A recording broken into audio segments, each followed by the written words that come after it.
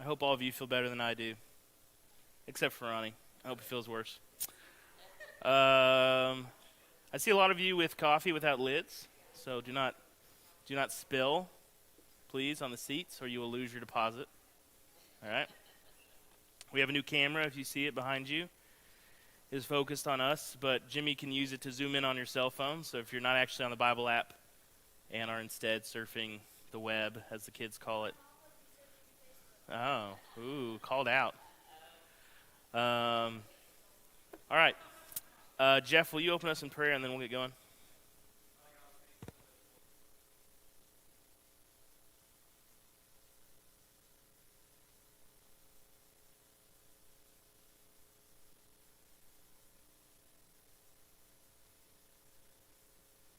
Amen. All right, so I was thinking today about not today. I just came up with this today. I was thinking about this week about what to talk to this morning. And I think there's something inside of us that longs to find a place of peace and comfort, where we can kind of plan ourselves in the confidence that we believe the right things, that we're doing the right things, we'll wind up in the right place. I don't know if there's anybody who thinks that they believe the wrong thing and chooses not to switch that belief. Now, there are people that do wrong things and know that they should be doing something else, but most of the time, eventually, if you give them enough time, they will justify it. I mean, that's why you find people on just such stark opposite divides of all kinds of beliefs and actions. People who genuinely earnestly think that they're doing the right thing, that they believe the right things, and that they're going to they'll wind up in the right place.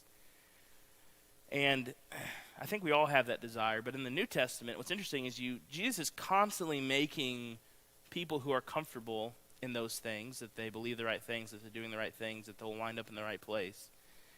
He's constantly making those people uncomfortable. Can you think of any instances or examples where Jesus makes people who were comfortable now uncomfortable?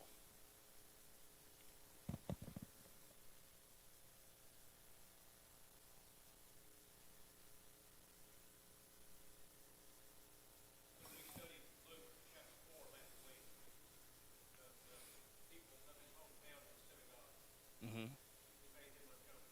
Yeah, why were the people from Jesus' hometown, why were they not happy with who he said he was? Why were they not happy with him being the Messiah? They knew him. Yeah, familiarity breeds contempt. I mean, if Jesus came out of Greenville, you'd be like, he can't be Greenville. No, he's got to come from somewhere else. Yeah, Rockwall, somewhere with a better tax rate. So, where else did he make people uncomfortable? Make comfortable people uncomfortable.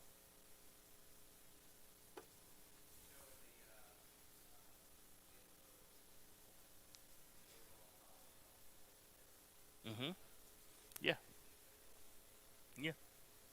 Yeah, they found this woman caught in adultery. They drug her out, and they were going to stone her to death. And they had the authority to do that. They had the right to do that. They had the power to do that. And then, what was Jesus' famous line from that encounter? Those without sin cast the first stone.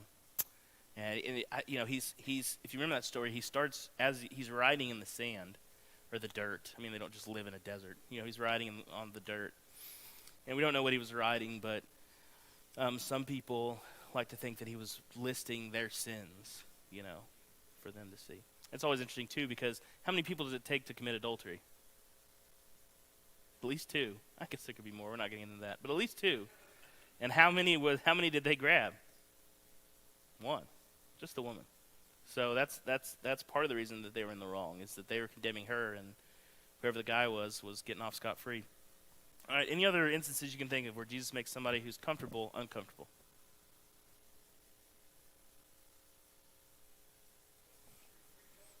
Yeah, Peter's comfortable in the boat. What's interesting is, and it's Peter's idea to, he asks Jesus, if it's you, let me kind of walk out to you. And he starts to walk, and everything's hunky-dory until he sees the wind and looks at the waves, and then he starts to sink. If you think of the religious leaders, That's kind of a catch-all category. We talk about the Pharisees and the Sadducees and some of the others.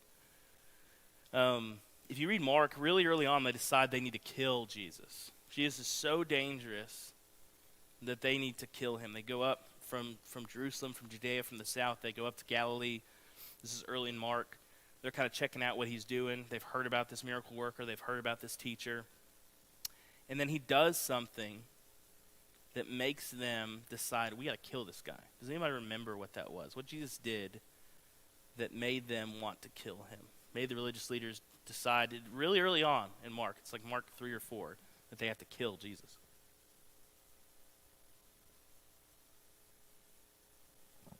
That was one of them. Yes, definitely. They and I think the earliest one though was when he healed the guy on the Sabbath. I could be mistaken, but he healed the guy on the Sabbath when he attacked their kind of ritual. And it wasn't their ritual. I mean, it was given to them by God. But when he attacked their rules for the Sabbath, they said, we got to get rid of this guy because this guy is attacking the structure of our faith. He's attacking the foundation of the faith. If he can't follow the rules that we've set up for the Sabbath, then he's got to go. Because by challenging their interpretation of God's law, by challenging their interpretation of God's word, he was challenging them. And so there was this power struggle. So Jesus is constantly making people who are comfortable. I mean, the Pharisees, the religious leaders, when they decide to kill Jesus, and they eventually do, they think that they're so in the right. They think they believe the right things. They think they're doing the right thing. And they think they're going to wind up in the right place. And they wind up killing God. Well, they wind up killing the Son of God. And I think that we have the same desire for comfort. And I think sometimes we look back at the Pharisees or some of those people that Jesus made uncomfortable, and we read how they reacted and we think, well, we never behave that way. We would never act that way. But I guarantee you, if Jesus showed up today and started challenging some of our foundations, that we would respond the same way. Somebody look up Philippians 4:10-13 for me.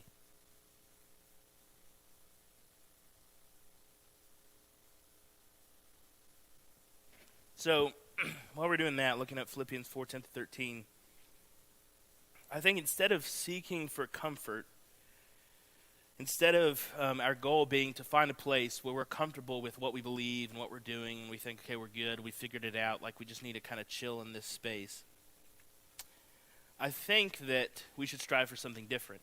I mean, after all, we are exiles. We aren't, from this place. We're spiritual beings. We're dead men come alive. Our citizenship isn't here. Our ultimate citizenship isn't here. Our citizenship is in heaven, and we won't live forever here. So if you remember, the Israelites, they get exiled to Babylon because they disobeyed God. But while they were in Babylon for a long time, but not like a ridiculously long time, they got so comfortable that when it became time to go back to Israel, most of them stayed in Babylon. They were so comfortable where they were. They'd gotten assimilated into the culture. The very few of them wanted to go back to their promised land. So the question I want to explore today is, if it's not comfort, if comfort is not our goal, then what are we supposed to be seeking? Who has Philippians 4:10-13?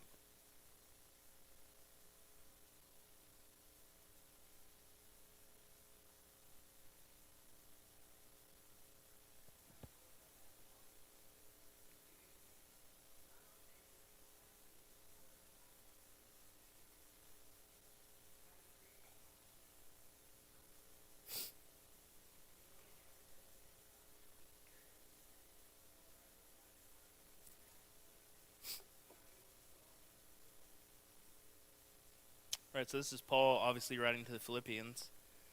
And he says a few things. Obviously, there's the really famous verse that all the football teams use. I'm able to do all things through the one who strengthens me. But before that, he says, I've learned to be content in any circumstance. I've experienced times of need and times of abundance. In any and every circumstance, I've learned the secret of contentment. Whether I go satisfied or hungry, have plenty or nothing. What do you know about Paul, some of the things that Paul experiences after he gets saved? Say again, prison? Yeah, quite a few times. He's in prison all the time. King Felix, Festus, Caesar. He gets a nice little tour of the Roman prison system. You can write some Yelp reviews. What else does he experience? Beatings? Yeah. He's experienced lashings. He actually, in one place, I think it's Corinth, they're not supposed to beat a Roman citizen, and he waits till they do it, and then tells them, hey, are you supposed to do this to a Roman citizen? And they freak out, and they tell him he can't come back and all that. But yeah, he gets beat a lot. What else does Paul experience?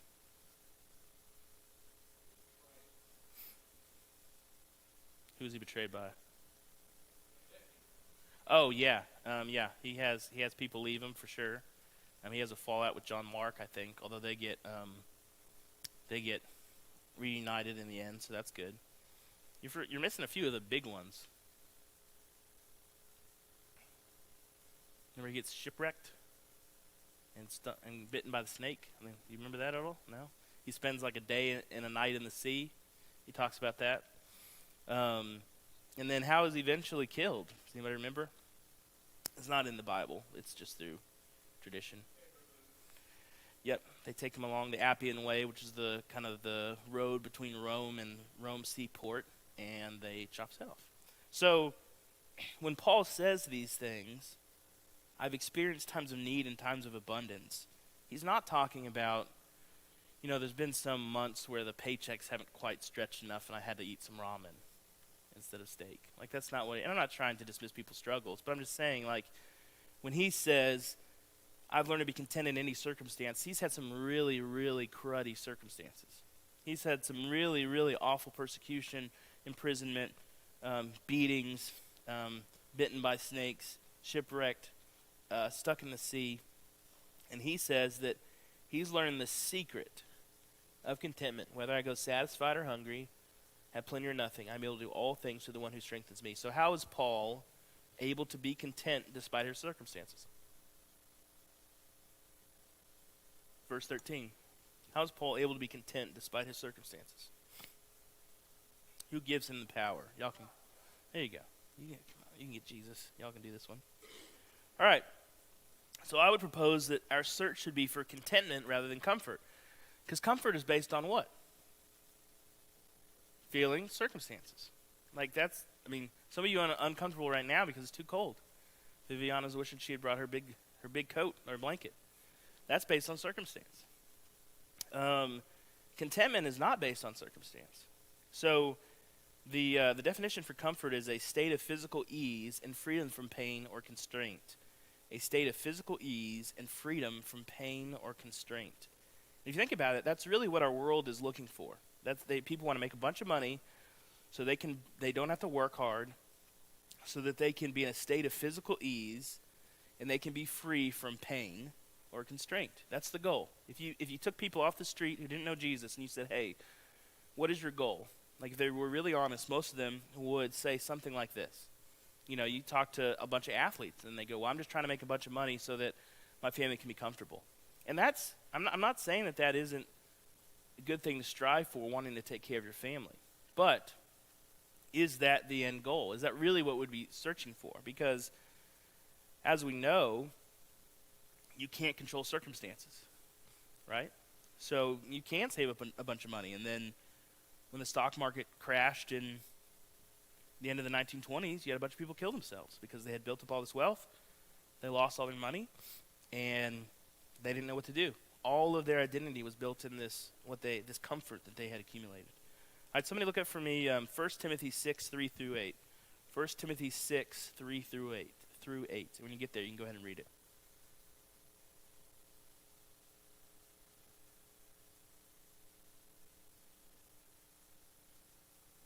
I don't have COVID, by the way. Sorry. Keep going. Yeah, go ahead. I was just telling everybody I don't have COVID. I'm just hacking up a lung because of an upper respiratory infection.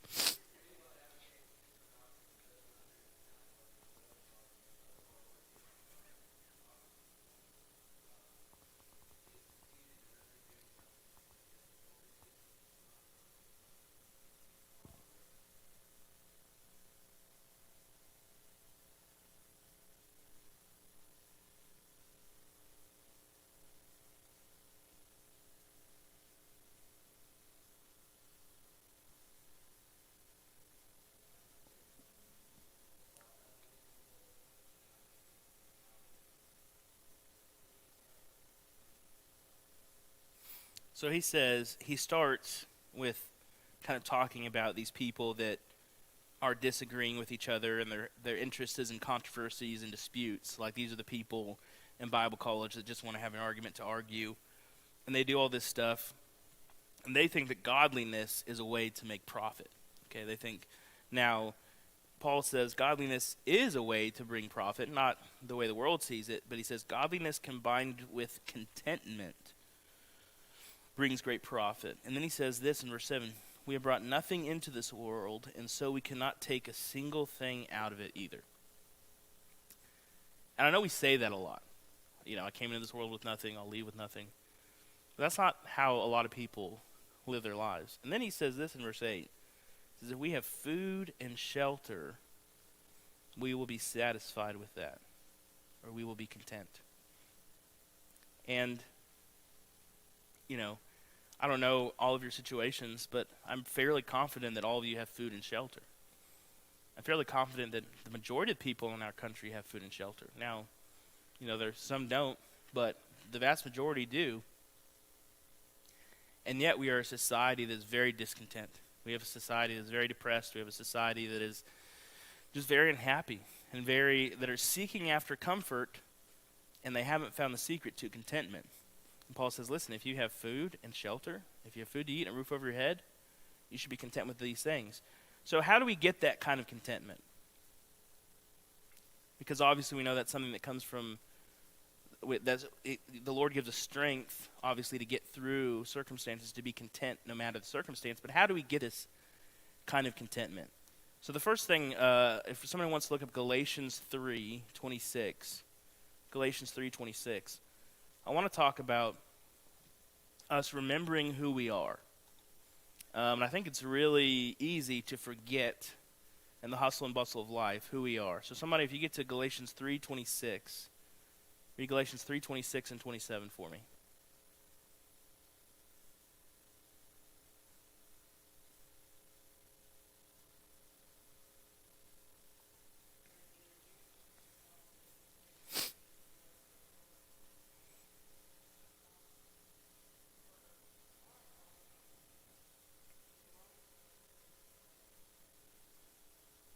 Yeah, so he says, this is Paul talking to Galatians, but this is really kind of the core of his theology. He says, you are all sons of God through faith.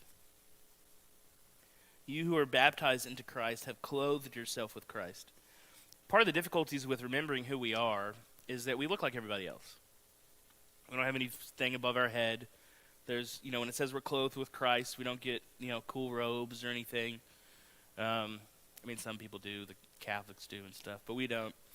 We have nothing that kind of signifies us as different from anybody else. And it's really easy as we kind of go throughout our day, and a lot of people are, you know, dealing with sickness and all this kind of stuff, and maybe they spent too much on Christmas and they're trying to pay bills, whatever it is.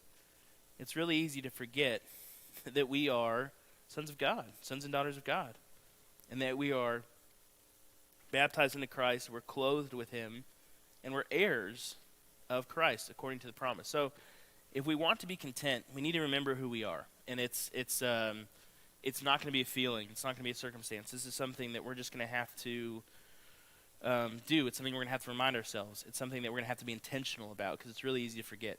And then we need to remember whose we are. We want to look at 1 Corinthians. Somebody look at 1 Corinthians 7:23. 1 Corinthians 7:23. And when you have it, you can go ahead and read it.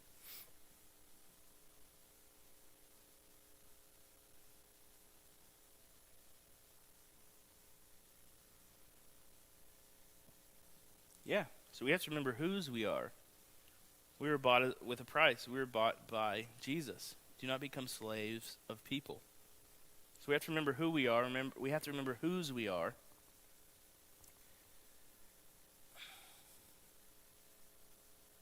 And, you know, as an aside,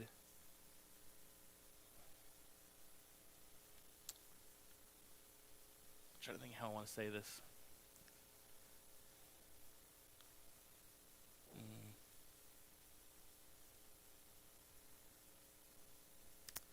You know, I wonder sometimes, and I wonder myself, if being a Christian in this country was like it was sometimes. It wasn't like this all the time. It was like it was in the Roman Empire, especially Rome at different times under different emperors, where it was a crime, where you got your possessions taken away, where you got fed to lions or burned as torches in Nero's garden. If that's what being a Christian cost, I wonder how many of us would pay that price or be willing to pay that price. And I think it's a legitimate question we should ask ourselves. You may have heard of the Catholic Doctrine of Penance. Has anybody heard of the Catholic Doctrine of Penance, where you sin and then they come up with something you have to do to kind of pay for your sin? It's called penance. And there's sometimes you have to just say 50 Hail Marys, or you've got to go on a pilgrimage, or you've got to whatever it is.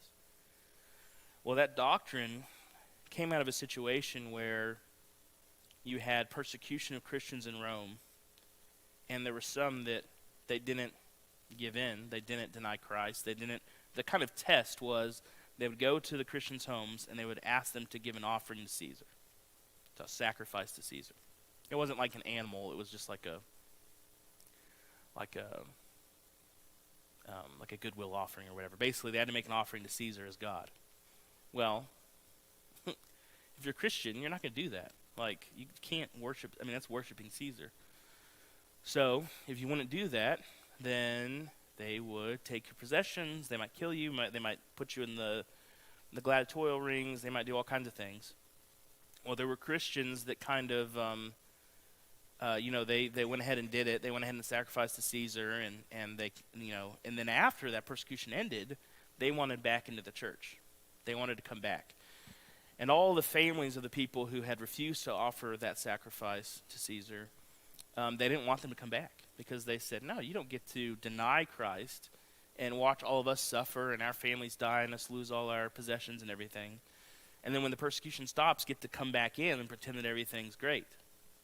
So they had to figure out a way where these people could come back into the fellowship, could come back into the church, but basically pay for what they did. And that's where the doctrine of penance comes from. It's not a biblical doctrine. But I wonder sometimes, if that happens here, and this isn't me being like some doomsday person that's going but the chances are that it will probably happen here. You read Revelation, it's going to happen eventually. How many of us would be willing to pay that price? How many of us, as soon as Christianity becomes not just inconvenient or uncomfortable, but costs us maybe our lives, how many of us would pay that price? And I don't mean just us in this church. I mean those in our country that claim Christianity, because a lot of times it seems like people stop doing stuff if it's inconvenient for them. So anyway, I think that's something we should think about. I think that's a question we should ask ourselves. What is more important? Okay, so we need to remember who we are, we need to remember whose we are, and then we need to remember where we're going. Let's read one of my favorite passages. Somebody turn to Revelation 21, 1 through 4. Revelation 21, 1 through 4. And we'll get some nice comfort after my doomsday speech. Whenever you get it, you can read it.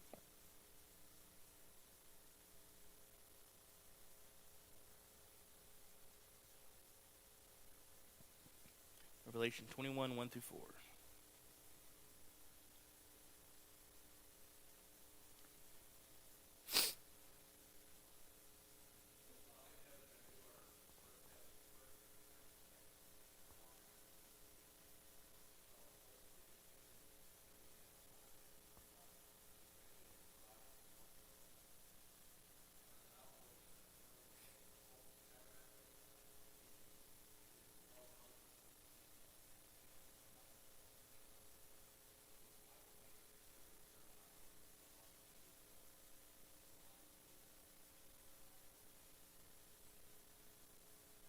So that's where we're going, and we have to remember that. If we want to be content, if we want to find contentment, we have to remember who we are, whose we are. We have to remember where we're going. That this place, although, listen, I love our country. I'm glad I was born here. Glad I'm not a Christian born in Mongolia, okay? I don't have anything against it, but it just seems like there's not a whole lot to do in Mongolia. So I'm glad that I was born here. But this is not where I'm going to wind up. This is not our finish line. And then we need to remember what we're on this earth to do. Let's read one of the Great Commissions. Somebody look at Matthew 28:18 through 20. Matthew 28:18 through 20. Matthew 28:18 through 20. And you can read that when you get there.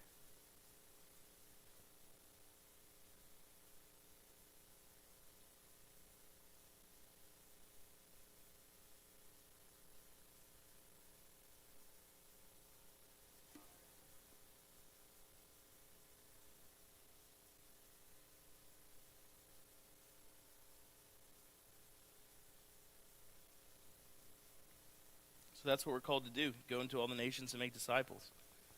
So we have to remember what we're on this earth to do. It can be easy to forget. I think there's a lot of Christians that are going to get to the end of their lives, and then they're going to stand before Jesus, and they're going to have to give an account for how they live their lives, and they're never going to have gotten around to this, which is the whole reason why we're still here. I mean, if you think about it, if there wasn't the Great Commission, as soon as we get saved, God should just take us to heaven.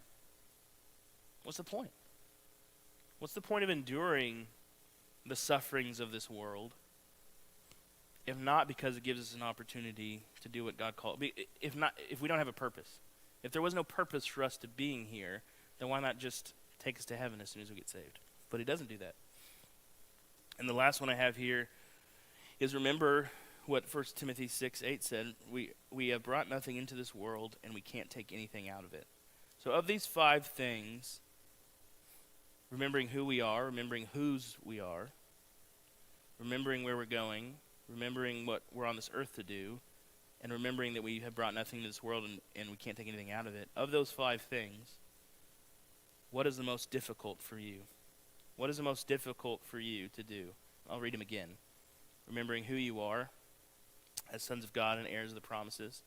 Remembering whose you are, bought by Jesus with a price. Remembering where you're going, heaven, obviously. Remember what you're on this earth to do, fulfill the Great Commission, and remembering that you brought nothing into this world and you can't take anything out of it. Of those 5 things, which is the most difficult for you?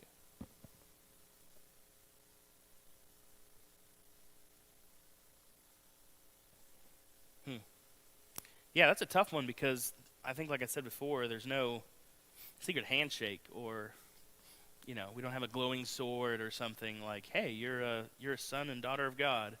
Here's your special robe. Yeah.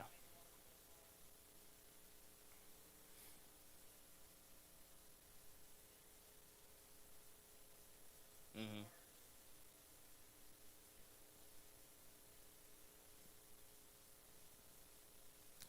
Yeah, and I mean, even Christians, there's some kind of phrase out there that's like, Christians are the best at like shooting their own wounded.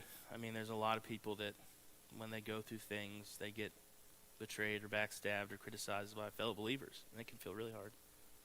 Anybody else? What do you struggle with in remembering?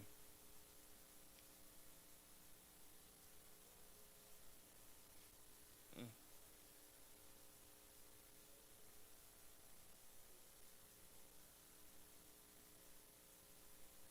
The man who almost died on the mission field in Africa. But if that's tough for you, and you've been on, how many international mission trips have you probably done over the years? Probably more than anybody else in this room, I would say. And yet, it's still a struggle. Have you ever gone and then gotten back home? And like, how long does it take to forget what it felt like or smelt like or, looked like from being in those places?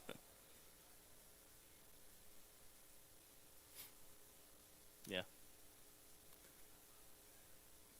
Yeah. Anybody else?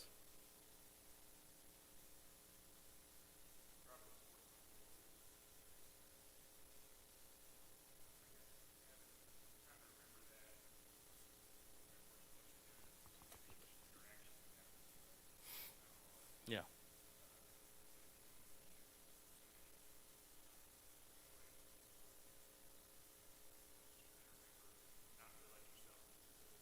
Yeah.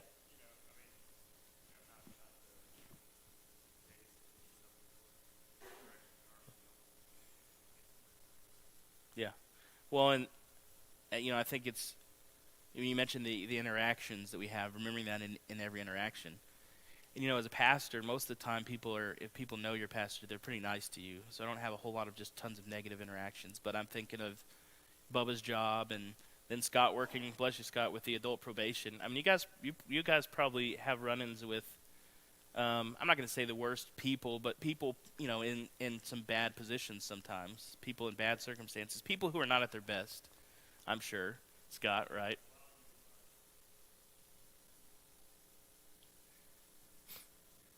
Yeah.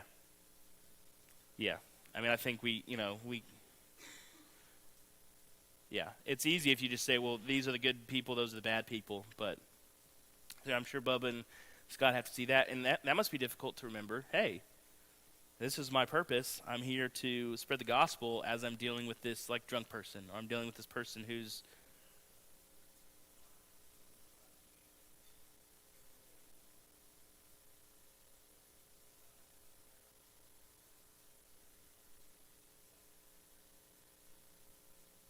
right.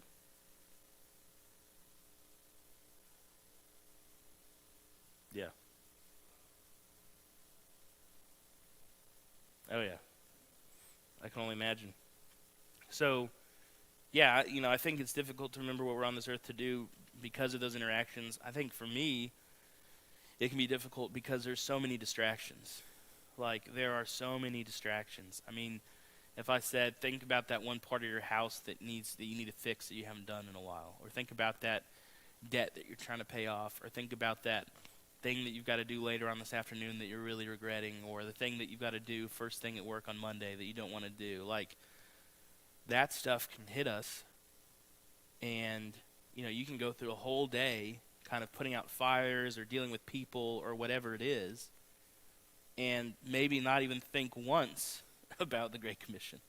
You're like, witness to people or share the gospel with people. I'm just trying not to, like, cuss somebody out. You know what I mean? I'm trying not to get fired. I know Ronnie struggles with that on a daily basis. So my question for us is, are you comfortable but not content? Are you comfortable but not content? Because if you think, I believe the right things, I'm doing the right things, I'm going to wind up in the right place, if you think that Jesus wouldn't show up to this church and completely wreck us, then we should probably reevaluate. All right? Is your house filled with material possessions that don't fulfill you? I think, Jeff, you talked about it before, where this last trip to Africa, people had, nothing compared to what we have, and yet they were far happier than most of the people here. Do you dread going to work tomorrow to earn money to buy things you don't need to impress people you don't like? Do you have food and shelter? Paul was content with that.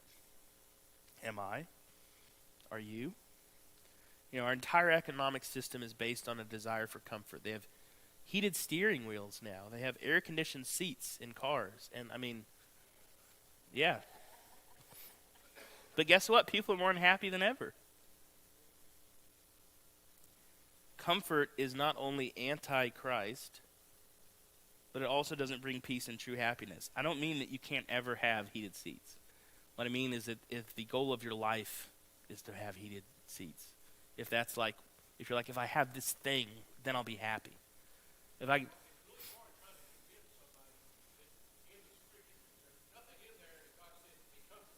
Yeah, no.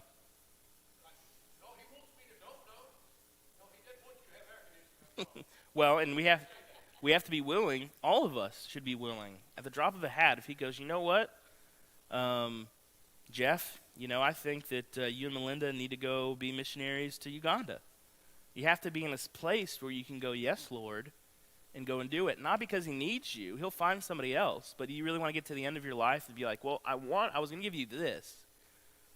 You were going to bring the light of the world. You were going to bring the gospel to these people that never heard it, but you didn't want to go, so you just kind of stayed where you were. It's not the comfort that's the problem. It's the comfort as what we worship. Paul was content. He was tortured, imprisoned, ultimately beheaded for his commitment to Christ, but he was probably happier and more fulfilled than most of the people in the United States. So I'm not saying I'm here. And probably none of us are. But this is the goal. If you think about it, and this is what I'll end on, one of the reasons that comfort is worse than contentment is because comfort, like we said, is dependent on circumstances. You can't control. You think you can control your comfort, and you can't. You know how we know this? What happened last year around this time when Jared and all his people stole our electricity from us?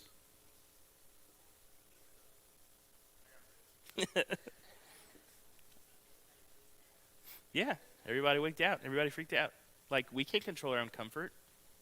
And, people are like, oh, I'm going to get a generator and all that. And that's fine. Get prepared. But listen, you can't prepare. You are not in control of your own comfort. You can't keep yourself from, there's people that have billions and billions of dollars who get sick that would trade all the money that they had to be healthy. And they can't, because we can't control our own comfort. It's based on circumstances, and we can't control circumstances. But contentment is not the same thing. Contentment is not is not dependent on circumstances. You can be content no matter what. It's not an easy thing to do. You have to work on it. You need strength from the Lord to do it. But you are going to be much more satisfied as a person. You're going to lead a much more fulfilled life if you seek contentment versus comfort. Ronnie, would you close us?